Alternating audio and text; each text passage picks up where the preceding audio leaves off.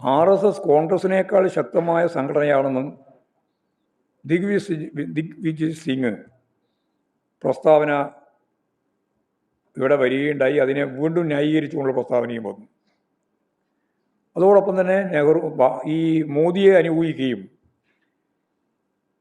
നെഹ്റു കുടുംബവാഴ്ചയെ വിമർശിക്കുകയും ചെയ്ത ശശി തരൂരും കോൺഗ്രസിൻ്റെ ഭാഗമായിട്ട് തന്നെയാണ് ഇപ്പോഴും നിൽക്കുന്നത്.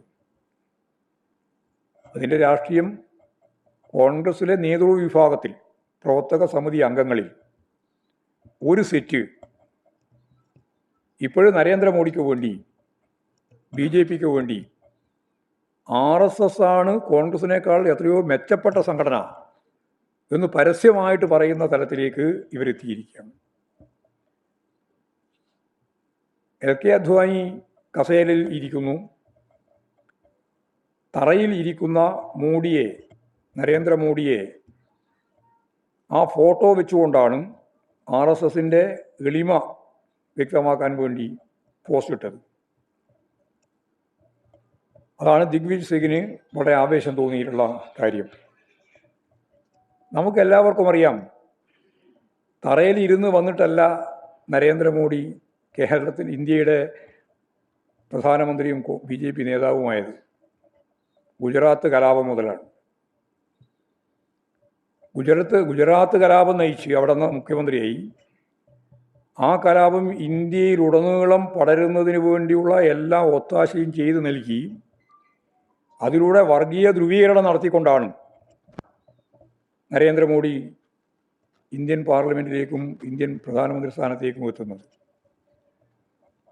അത് അറിയാത്ത ആളുകളല്ല കോൺഗ്രസ് നേതാവ് ദിഗ്വിജയ് സിംഗ് ഉൾപ്പെടെ, അറിയുന്നവർ തന്നെയാണ്. പക്ഷെ അത് ബോധപൂർവം മറച്ചു വെക്കുകയാണ്.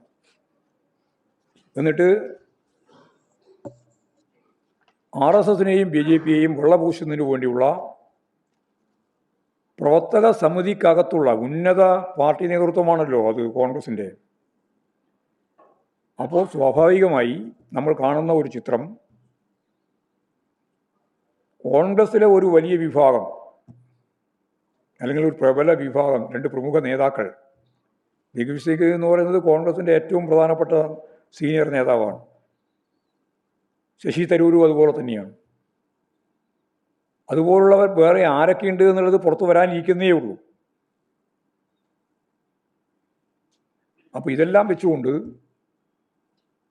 ഏത് സമയത്തും BJPക്ക് പിന്തുണ പ്രഖ്യാപിക്കാനും അതിൻ്റെ ഒപ്പം നിൽക്കാനും അതിലേക്ക് ചേക്കേറാനും കഴിയുന്ന ഒരു വിഭാഗം താഴെ വാർഡ് മുതൽ പ്രവർത്തക സമിതി വരെ നിലനിൽക്കുന്നു എന്നുള്ളതാണ് നമ്മൾ കാണുന്ന ഒരു ചിത്രം.